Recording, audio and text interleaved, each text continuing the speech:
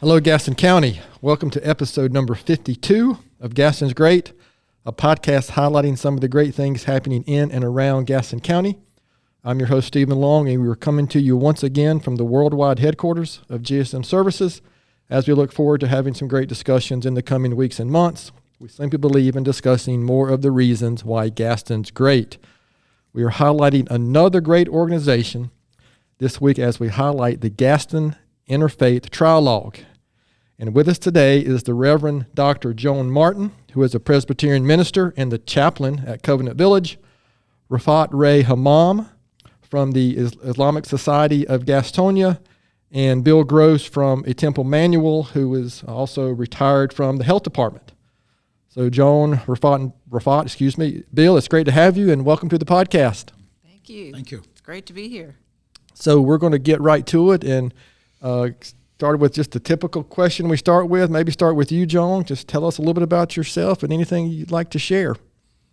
I'm the chaplain at Covenant Village, which is a continuing care retirement community, and it is just a really, really exceptional place. And just so proud to be their chaplain. I've been there 12 years. And Stephen and I know each other from Rotary. Yes. And the reason I mention Covenant Village is because they'll pay for my mileage here if I do that. So, yeah, but I really do love Covenant, and it's a wonderful place. So that's it. That's enough about me. Okay, very good. Thank you, Stephen, for having us Sure. today. My name is Rafat Ray Hammam. I'm from the Islamic Society of Gastonia. I own and operate Hammam Construction and Design in Gaston County, and I am a father of three and living in Belmont. Very good. Bill, sir? Well, I've lived here since March of 1988. Lived or worked here since March of 1988, and I just love being here. It's a wonderful community, and I have felt very comfortable and embraced by the community throughout that entire time. Well, very good. Well, again, I appreciate just sharing a little bit about listeners kind of like to know where we're coming from. And so I'm going to throw out, with three of you here in the room, I'm going to throw out some questions and kind of first, because we probably have some listeners who don't really know what the Interfaith Trialogue is. So this is for whoever would like to answer, kind of what can you tell us about the history, the mission of the Interfaith Trialogue, and just kind of what is it for our listeners? I mean, I know a little bit about just from hearing Joan occasionally talk about it, but I don't know a whole lot about it. Well, to begin with, we are a group of Jews, Christians, and Muslims, and we strive to get together monthly, and we share our common books. We share the Torah, the Koran, and the Bible. And in fact, we had a meeting last night, and so it's been really, really meaningful. There's about 40 people that come to our meetings, and so we always have a group of folks. We take different turns to talk about the books, the sacred texts that we have. So that's really the basic mission of the Interfaith Trialogue, is to have a conversation between the three groups. Okay. How long has the group been in existence? And Yeah, we started in 2002 on the heels of September 11th, and we met until 2007, and then we ran out of energy, and then Joan showed up one day and said, what if we had a conversation like this? And we told her that there was an organization in place, and with her help, we resurrected the Trialogue and in 2010. So we've been operating continuously since then, with a couple of missed months here and there during COVID. Mm-hmm. And the other feature I'd like to point out is that the three religions that are represented on the Trialogue are all Abrahamic religions. They revere and venerate Abraham. So we have a common bond, and we all are all monotheistic religions. So there's a lot in common, and you'll hear about this, but broadly, our Bibles overlap, and a lot of our traditions and our stories overlap and have similarities. So when we meet, we explore those similarities and some differences, and it's always illuminating. So typically, you mentioned, I think, John, you mentioned roughly 40 people. Typically, are they, who can come? Is it members of the group only, or do you typically have, religious people from our local communities, or just kind of, does that make sense? Good question. Sure. What's unique about our group is everybody can participate and take part in understanding and trying to learn about the other faiths, and also we host ourselves, and we are holding the meetings in various location every month. So we could be in a church. The next month could be in a temple, okay. Emmanuel, or it could be in a mosque the following month. So everybody's interested in understanding about faith and learning about their neighbors' belief and traditions. They're welcome to do this. So. We've also met in the YMCA and at the library. The key thing is that I call myself the facilitator, but it's really the keeper of the email list. So if you would like to get on the email list and find out where our meetings are each month, my email address is joancmartin2@gmail.com. Okay. And folks can contact me if they want to be on that list, and they're welcome to come. Everyone is welcome. We have a broad variety of participants every month, so they're welcome to come. Yeah, go ahead. Let me add some of the topics that we've talked about and we have addressed. Maybe this would entice some of your listeners. A couple of months ago, we talked about Abraham and how we looked at Abraham in the Old Testament, in the New Testament, and in the Koran, and we shared almost an hour and a half of discussions regarding Abraham and how we share him as a figure in all three traditional faiths. This past, I think it was yesterday, our last meeting for June, we talked about Jacob and how we addressed about Jacob and how he influenced and how he took part of all the three faiths. All right, so is that typical, or are you? So is it something that changes every month, or you have carryover from month to month on kind of what you're talking about? And we do. We have a steering committee that we decide and pick out some of the topics that interest our participants, and we move from one topic to another. Recently, we took scriptures and we described what from various faiths, and we talked about them and addressed those. So we kind of move between topics as months go by. So I'm sorry. I was just going to add some of the topics have been really interesting, like food. We've talked about celebrations. We've talked about holidays. Family culture, family traditions. Just it's not just the sacred texts, but also just it's really neat. Some of the holidays that we don't share. Yeah, I would guess. Again, I'm a Christian, but I would think, especially with my novice knowledge of, frankly, of Christianity, and then even less of other religions, is a lot of it about just understanding. And for me, I mean, I know a little bit about Judaism. I know a little bit about Muslims, but I just don't know. That's kind of the point, I would assume, isn't it? Is sharing and better understanding.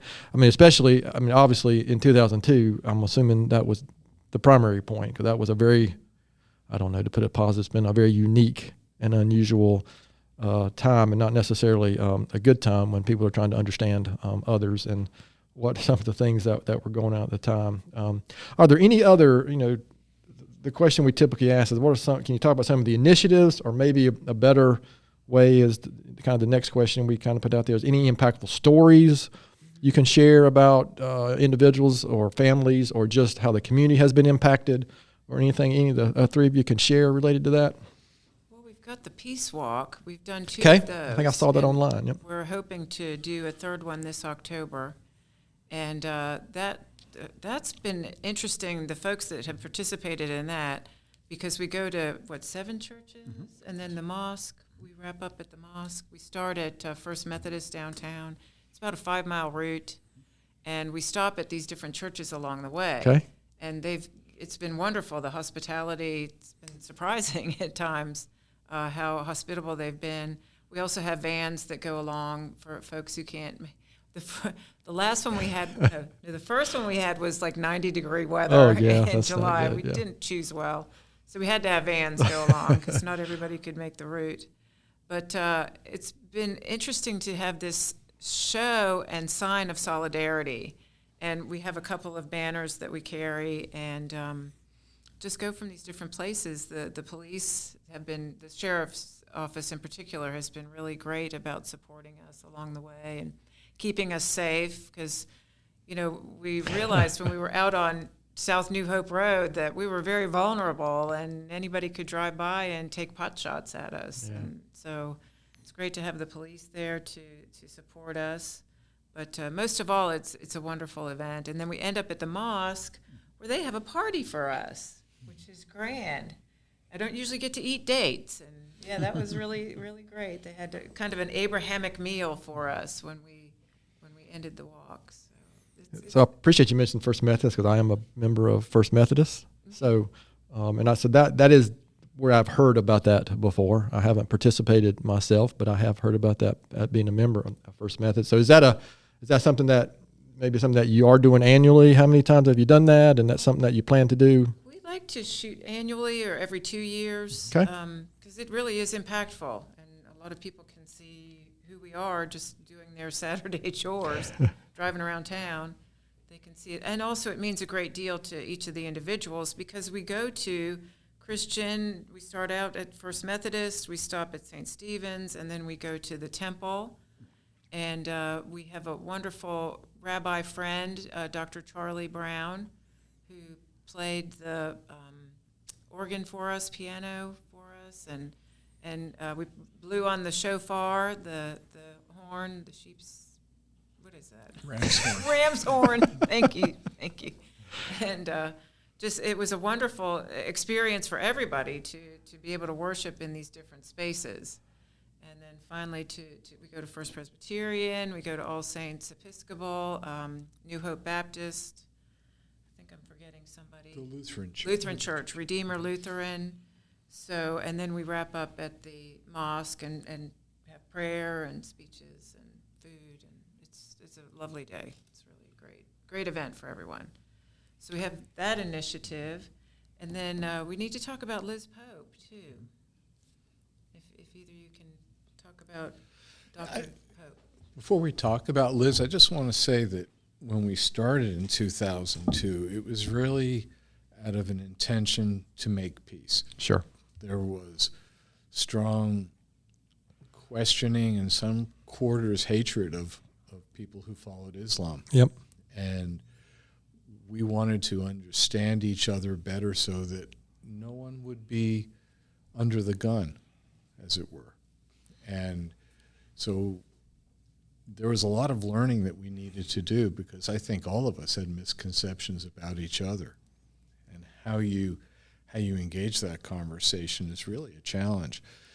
We were led by a young man who had moved here, I think from Georgia at that point. He was the director of faith formation at Queen of Apostles Church, and his name is Dennis Teal Fleming. And Dennis had done this in other communities where he'd lived, so he came in with a set of rules right. and processes and procedures, and we followed them. And he did a really good job of keeping us focused on the work we needed to do and also to be kind to each other. Mm-hmm. And over time, I think it's just become part of our culture. Mm-hmm. It's part of our fabric. Every once in a while, someone shows up who isn't familiar with it. You can just tell they don't quite fit in. They're perhaps a little strident in their work.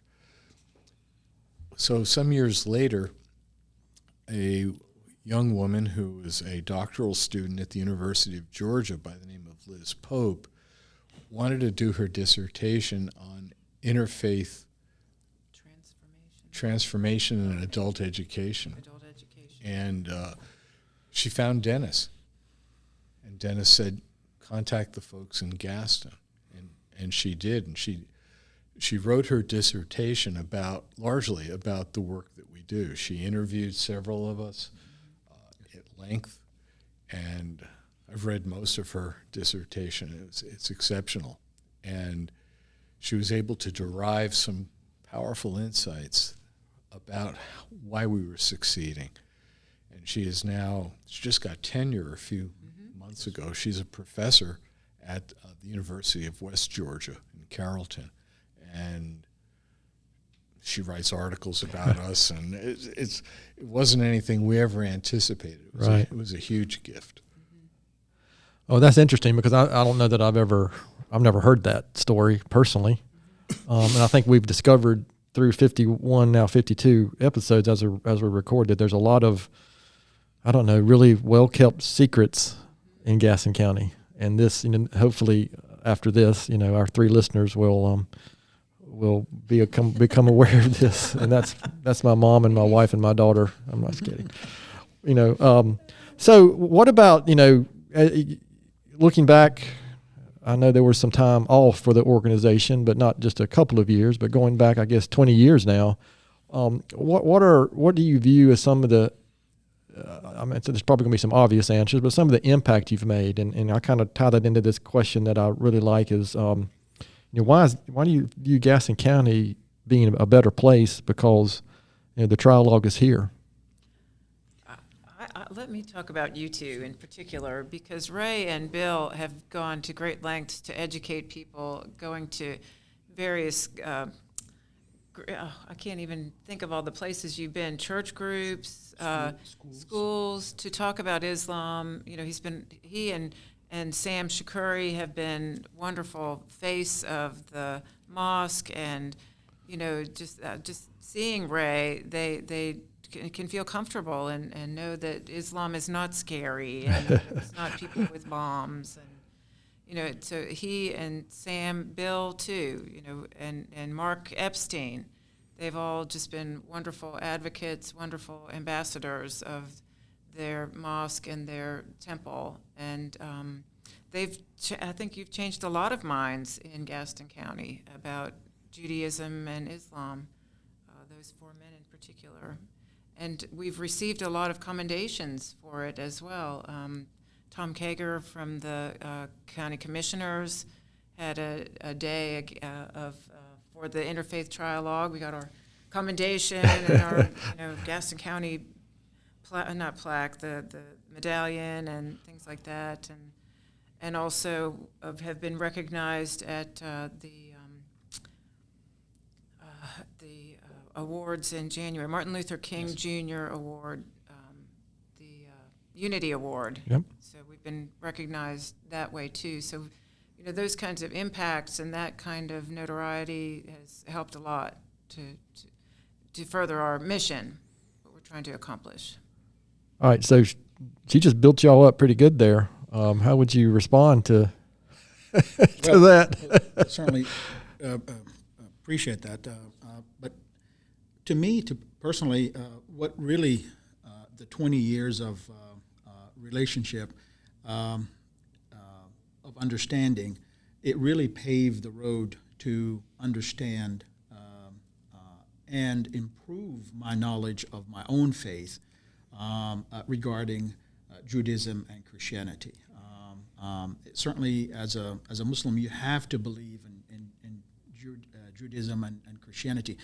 And listening and having a friend at the Jewish temple in Gastonia, multiple friends, I feel like I'm understanding my own faith when they talk. I certainly learn great deal from the folks regarding our faith, and this is really what's unique about our group. We get that question a lot. What are you really getting out of this activities is really basically is to improve your own faith by researching and looking into your own faith and how you can be a better neighbor to understand your neighbor. Well said. Thank you. I also think it removes misconceptions. Sure. Because people come and they learn about the three religions. They learn more about their religion and then the other two. And I think they're less likely to look at others who are different from them as bad. I think there's a human tendency to say, if you're not like me, Sure, something's wrong with you. And we sit and talk, and people realize, well, wait a minute, we have much more in common than we have in difference. And even though our stories are really different about the same people, I think the participants find it fascinating rather than off-putting. So, for example, Rafat was talking about the conversation we had about Abraham. In the Hebrew Bible, Abraham took his son Isaac as directed by God and was ready to kill him. And the angel stopped him at the last moment, and there was a ram in the thickets, and they sacrificed the ram.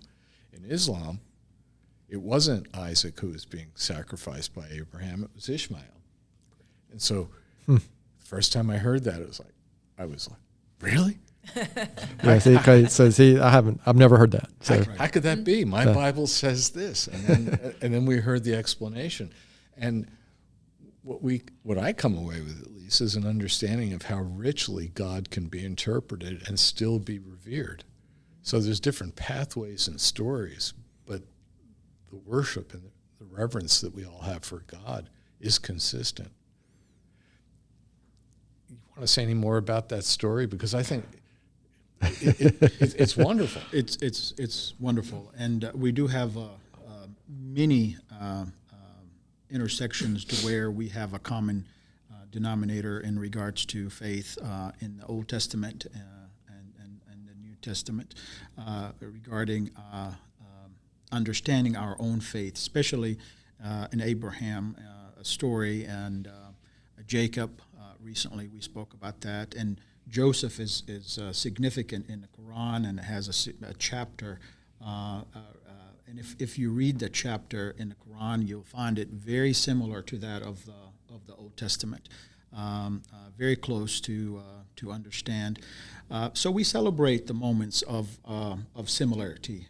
We challenge ourselves sometimes in differences regarding Ishmael and Isaac, but again, we conclude by trying to understand one another. That's what the unique about. Usually the conclusion, if we see a subject or topic that is not highlighted in one's faith book.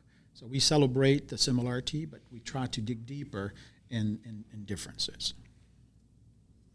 Yeah, one of my favorite, concepts, I guess. I think I first saw it when I read, I think it was Stephen Covey, the 7 Habits of Highly Effective People. I think one of his was seek to understand before being understood. And boy, it took me a long time to get that one. I mean, when I was younger, of course, it's all about me, right? And I also, I think the world, it seems to me, the world we live in, there's so many things are translated by headlines and events, as opposed to really what's the underlying issue or opportunities we have. And to your point about, gosh, if we're different, then we must be bad. I mean, that's just look around. That's one reason I try to stay away from the news as much as possible. Everything is local, and what we're doing here, like what you guys are doing here, is really, for me, what matters. That's what we can control. It's not what's going on somewhere else that we really can control. So since going 20 years ago to now and looking ahead, I mean, what do you envision doing? What's the organization going to look like? What are you looking forward to do more of, or just how does that? What's the vision for you guys with this organization going forward? I'm not sure we have a vision. we follow the Lord and be faithful and okay. meet as long as we can. I'm hopeful that there'll be others that come behind us that find this just as fascinating, from the temple and the mosque as well. I got to say, there are plenty of Christians in town, so I would imagine somebody would step forward to facilitate at some time. Also, any initiatives or anything? I mean, just like this is something we would really like to do, to see happen, or is it a secret and you'd have to kill me if you tell me? No, I don't think there's initiative, but Okay. we'll definitely continue the path of peace, bring in peace and understanding to our part of the world. I was told one time by Dr. Mark Epstein, a really wonderful friend from Temple Emmanuel, we may not be able to change the world, he told me, but at least we work hard in improving this corner of the world we call home. And I think that is the core of our, hopefully, next 10 years. We will try to improve the understanding and build on that to create a relationship among all three faiths. All right. So is there, I mean, a couple more questions, but is there anything specific I haven't asked or should have asked, or, because I'm far from a professional questioner or interviewer, especially when Joan tells me she's not going to answer some of the questions. The thing I'd really like to convey is the level of trust and friendship that we have.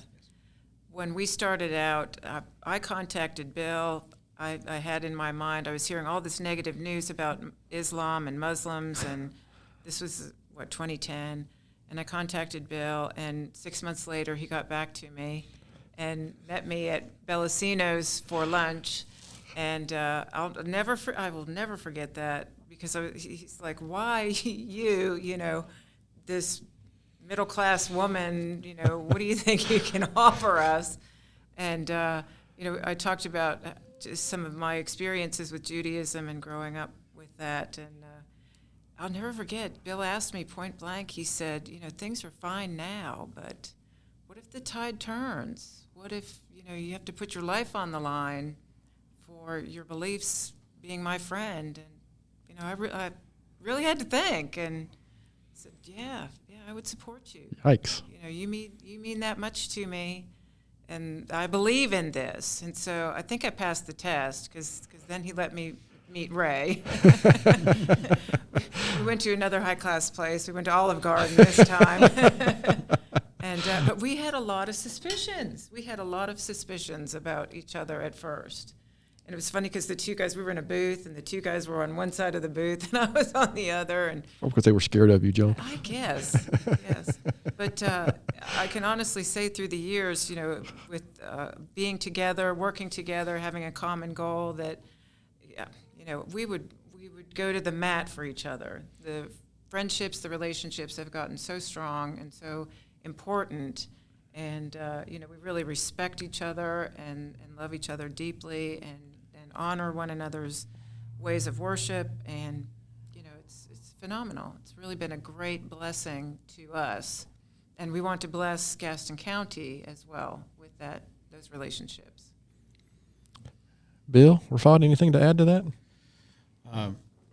Throughout the last 20 years, we did have some happy moments, and we certainly had some sad moments to where tragedies and atrocities had happened in our nation, and we found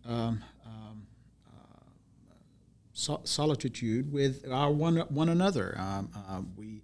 We came together collectively at the Temple Emmanuel when tragedy in Pittsburgh happened, and we thought that was needed and important to show our solidarity to the Jewish community living in our community.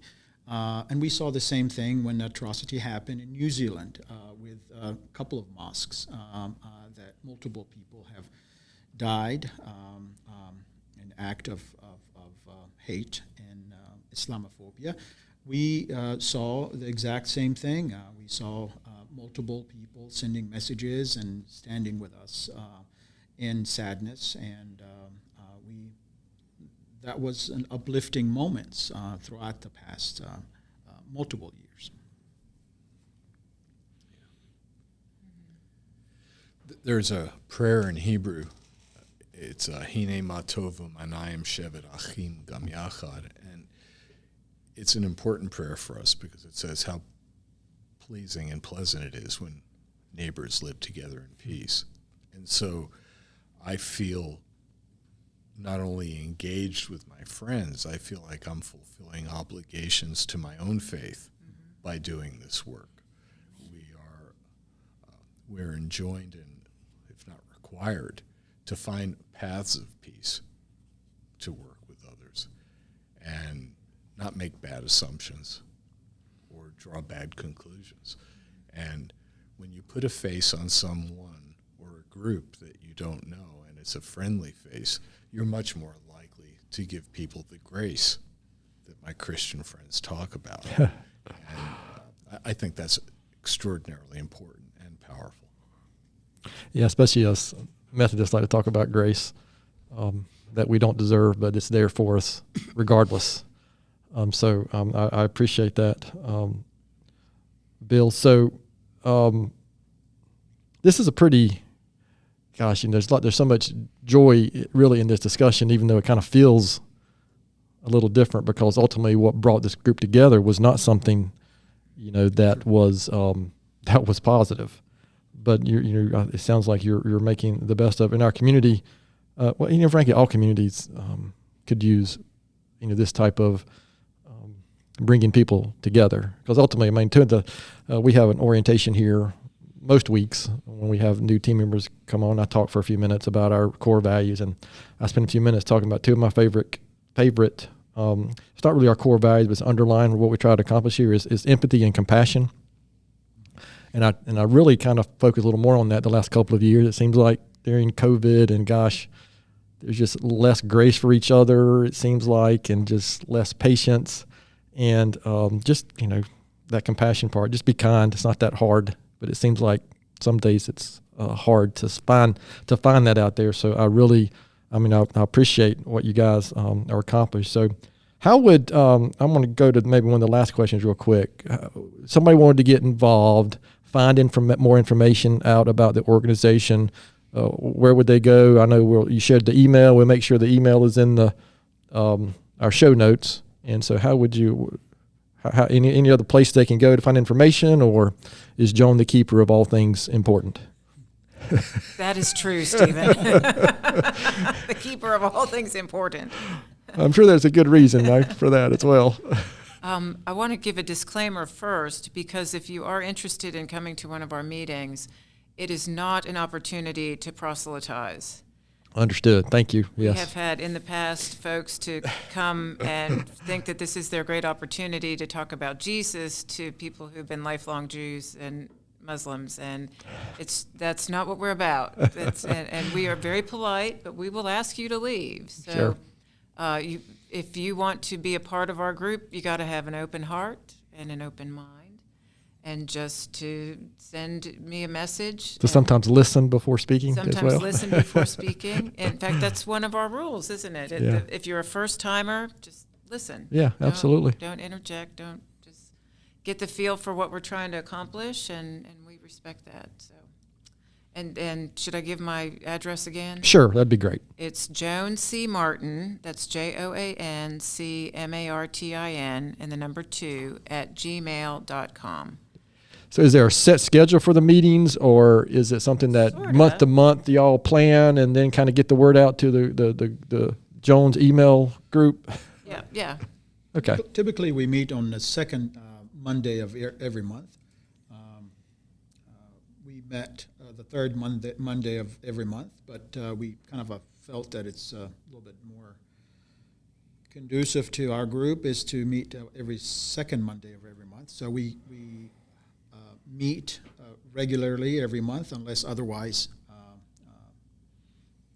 Well, during Ramadan and Christmas, during Okay. Ramadan, those 2 months we do not meet, but the second Monday of every month, and Our next meeting is going to be July 11th, I believe, and it's going to be at First United Methodist Church in the Fellowship Hall. So, Stephen, you can attend that one because that's your church. It is my church. Yes. So, and we just met. So what you're saying is I have no excuse now. I can't claim I see can't you claim I don't know where it is. And I see you writing it down. I am so, writing that date yeah. down. Yes. Yeah, July 6:30 on the second Monday in July. We'll meet at FUMC. And last night we were at Eastside Church of the Nazarene. Okay. We go to First Presbyterian. I mean, we've been all over town. We've been all over town. In 12 years, yeah, all over town. All right. Anything else to add before I'm not going to ask all these questions that we typically ask, but since Joan said she was going to answer one of them, I'm going to at least ask one of them. This is what people really want to know about your friends, family, anybody you work with. This is what they really want to know about you guys. All right. So, matter of fact, you two guys can get off the hook, but Joan will have to answer. Great. So we're going again. This is a podcast about Gaston County, but I don't want to hold these gracious individuals too long. But I am going to ask a couple of questions about Gaston County because it is. I think it is good for our listeners to hear about. Especially if they decide to come to one of your meetings, they'll know a little bit more about you guys. So, Bill, I am going to start with you. Kind of, what is your favorite activity or thing to do here in Gaston County? I like hiking. Okay. Yeah, We got some great hiking I go with here. some friends. We walk the Greenway and often Seven Oaks. Oh yeah, that's a great section. And Rafat walks with us. So the friendships we made in the Trialogue extend outside the Trialogue. Oh, well, very good. Rafat, what about you, sir? Yes, outside walking with Bill and a few other friends, racquetball and watching soccer is definitely a favorite of my family and my children and I. Yeah, both my girls played soccer, and actually one is still plays at Forest High School. So yeah, and plays club soccer. So I've been a soccer dad for many years. We're partial to South Point and Stuart Kramer. So we won't hold that. We won't hold that against you, Joan. I have to say I really love Crowder's Mountain. Crowder's Mountain is terrific. Yes, Climbing Crowder's Mountain is really terrific. I love going to Webb Custom Kitchen. I hope Jim Marasco gives me a little kickback for that. Okay. And I also love our Rotary Club every Thursday. Rotary's terrific, yeah. Gaston Conference Center. Yes. Yeah. So those are some of the fun things I love to do here in Gaston County. All right, Joan, staying with you. Are you are you more of a mountain person or a beach person? Probably the beaches. Yeah. Okay. I prefer that. I love them both. My presbytery is headquartered in Morganton, and we have a whole bunch of churches in the mountains, so get to visit those. Well, we live in a great place because we can relatively easily get to both. Wonderful. Rafat, what about you, sir? I think we are definitely my family is a beach. Okay. But we do like and enjoy the proximity to the mountains and the skiing part. Oh yeah. In the wintertime. It can be nice this time of year too when it's 100 degrees here. It might not be. It Absolutely. might not be there. Absolutely. But hot is good. I'm not going to complain about the heat with what I do. Bill, what about you? I like the mountains. My wife likes the beach. Oh, so we stay home. So you can't decide, huh? Okay, so I'm gonna start with Bill on this one, and I've already been warned, but this is my question that I'm gonna ask regardless. So, Bill, UNC Duke or NC State? None of the above. So, is there an answer, or is that I like Georgia Tech in the ACC. okay? You know what? Georgia Tech is an acceptable answer as long as it wasn't. NC State and Georgia Tech are very close type of schools to each other. App State for us. Okay. Actually, my daughter will be a senior in the fall at App Yeah. State. Yeah. So, yeah. That's great. And Joan? Well, let me start by saying there are three really important men in my life. I have one brother, I have one nephew, and I have one husband, which is a good thing. And my brother is a graduate of Duke, his son, my nephew, Chapel Hill, and my husband, State. So I'd like to be like Switzerland and just be neutral. So That's got to be the first person in 52 episodes. She just did a clapping sound effect for you. So that is the first person who has basically cheated and said all three. So or none. I expected nothing all less. three. All right. I'm neutral. So this is actually my next favorite, almost my favorite question. But what is something very few people know about you, Joan? That I was a disc jockey. I was a DJ for 4 years at WKVR in Huntington, Pennsylvania, which was my college, Juniata College radio station. So what kind of music or? Album-oriented, rock and roll. Oh, okay. Mostly pretty heavy metals. That's a thumbs up then. Yeah. I'm a guy of the late 70s and 80s for music, so. And along with that, sex, drugs, and rock and roll. I want to say that I am a recovering alcoholic, and I've been sober for 31 years. Well, congratulations. So those Very are good. a couple of small things that people don't know about me. Applause. Yes. What about you? I'm sorry. A father of three, I have to keep up with three grown boys. So I do play soccer. Oh, okay. So that a lot of people may not aware of that. Not very good, but I try to keep up with. Is that like a league here you play in, or is it just recreational? Well, or we played, older folks kind of get together. Okay, that's great. 40 and older, and I was one of the oldest. So Okay, well, but it was fun though. good for you. Bill, anything? I do worm composting. That is no question. There's got to be some good sound effect for that. Okay, that is definitely a first for the Gaston's Great You win, podcast. Bill, you win. Yeah, I mean that could be a ding, ding, ding winner I love there. I'm not even sure what to say to that. So yeah, Bill wins. Bill wins. Bill wins that one. So this is for, I'll stick with you, Bill. Any book or besides the obvious ones, any book or something you would recommend for our listeners? Two of my favorite books are Sometimes a Great Notion by Ken Kesey and Zen and the Art of Motorcycle Maintenance by Robert Pirsig. I have heard, actually, I've never read it, but I've heard of that book. It's a great book. Yeah. Sorry, I got to write these down because I'm always looking for my next book to put on my shelf that sits there until I can get to it. Sir? For me, it would be Joseph chapter in the Quran. I would recommend just some of the listeners just to kind of flip through the words. I think Okay. you'll find a significant meaning of life. Okay. Thank you. And I'll have to go along with Ray and just say the Koran, the Torah, the Bible, those. But I want to explain why. When I was in seminary for 4 years, I had to read 50 pages of theology or whatever it was every night. So I don't read for pleasure at all anymore.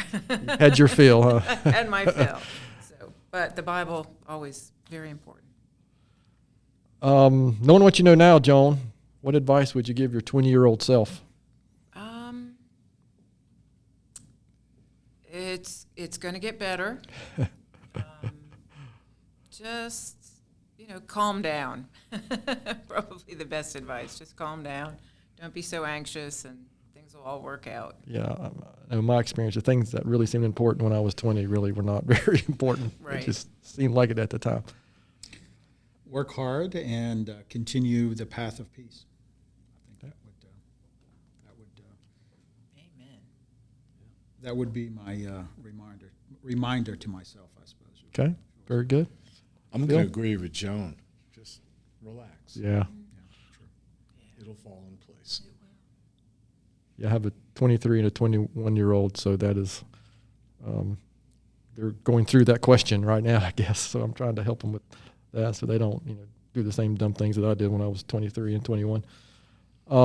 Okay, last question. This is kind of it is a podcast about why Gaston's great. So, Bill, maybe stick with you on this last question. So, besides the Interfaith Trialogue, why would you say Gaston County is such a great place? I find the people to be kind and warm and accepting, and it just feels like home. It's hard to really put in words comfort, except when the air conditioner works in the summer. That's terrific to hear. Get that GSM plug That's in. that's extremely important. Thank you. What about you? I will follow that thread with Bill. I think the people, the topography, the area is very hospitable, and I'm very proud to call this part of the world home. Thank you. I've lived in 6 states. I've had 21 addresses in my life, and I choose to live here because people are kind, open, loving. It's just been great. I met my husband here. I'm just so thankful that I don't live in a big city with traffic and pollution and huge crime. And Gastonia is really great. It's a really great place. Well, thank you. And that is a common theme that we've heard. The people, and it feels just like it's a unique place. I mean, I've traveled enough and lived away when I was in college, and yeah, it's a nice place to live. I've raised my kids here, public schools here. It's been really a great experience. So, any last words or anything you guys can think of you want to share before we close this one out? Thank you for the opportunity. Well, Yeah, very welcome. It's a real treat. Thank you. Really appreciate It's it. been good. And I'd like to give a benediction, if I may, the one from Numbers. May the Lord bless you and keep you. Make the Lord make his face to shine upon you and to be gracious unto you. May the Lord lift up his countenance upon you and grant you his peace. Very good. Amen. I think that is a great way to end. So, guys, thank you very much, and I appreciate what you were doing. And maybe we'll maybe in 5 years it'll be episode number 522, and we'll have you back and to see what the progress has been. And again, this has been great. Thank you, guys. Thank you. Thank you very Thank you, Stephen.